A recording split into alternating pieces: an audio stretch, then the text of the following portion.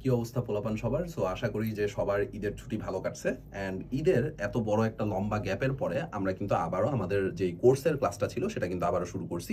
And বিগত সপ্তাহে আমাদের হচ্ছে কিছু প্রবলেমের কারণে আমাদের ক্লাসটা আসলে নেওয়া হয় নাই। সো সেটার ক্লাসটাও আমরা আবার রিশিডিউল করে দিয়ে দিব তোমাদের।